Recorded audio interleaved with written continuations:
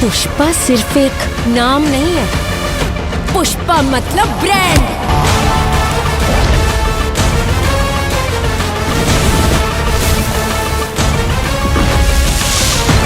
দক্ষিণী অভিনেতা আল্লু আর্জুনকে গ্রেফতার করেছে পুলিশ।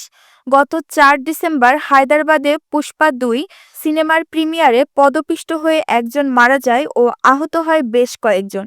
সে সময় সেখানে উপস্থিত ছিলেন অর্জুন। এ ঘটনাতেই তাকে গ্রেফতার করা হয়েছে বলে প্রাথমিকভাবে জানা গিয়েছে।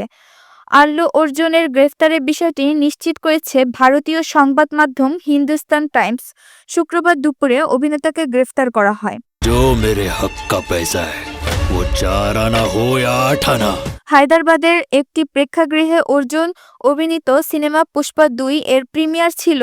তেলুগু অভিনেতার সেখানে পৌঁছাতেই দর্শক এবং অনুরাগীদের মধ্যে হুড়োহুড়ি শুরু হয়ে যায়। ভিড়ের চাপে ভাঙে প্রেক্ষাগৃহের মূল গেট। পদপিষ্ট হয়ে মৃত্যু হয় এক নারীর। গুরুতর আহত অবস্থায় এখনও চিকিৎসাধীন এই নারীর সন্তান।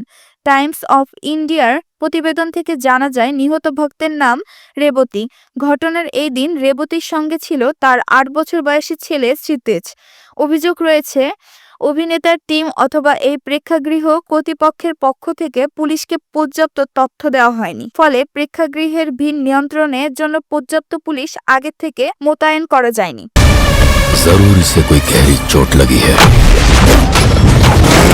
হায়দ্রাবাদ পুলিশ আগেই জানিয়েছিল সন্ধ্যা থিয়েটার কর্তৃপক্ষ অর্জুন এবং তার নিরাপত্তার দায়িত্বে থাকা টিমের বিরুদ্ধে ভারতীয় ন্যায় সংহিতার ১০৫, ১১৮ এক ধারায় মামলা করা হয়েছে। মৃত নারীর পরিবারের অভিযোগের ভিত্তিতেই চিক্কাতপল্লী থানায় মামলা করে পুলিশ। তদন্ত শুরু হয়। গোটা থানার নেপথ্যে দায়ী যারা তাদের বিরুদ্ধে কড়া পদক্ষেপ করা হবে বলেও জানিয়েছিলেন হায়দ্রাবাদ পুলিশের ডিসি। পদপিষ্ট হয়ে মৃত্যুর ঘটনায় পরেই বিবৃতি দিয়ে পুলিশ দাবি করে অর্জুন কখন কোথায় ছবির প্রিমিয়ারের জন্য যাবেন পুলিশকে সে বিষয়ে পর্যাপ্ত তথ্য দেয়নি তার টিম।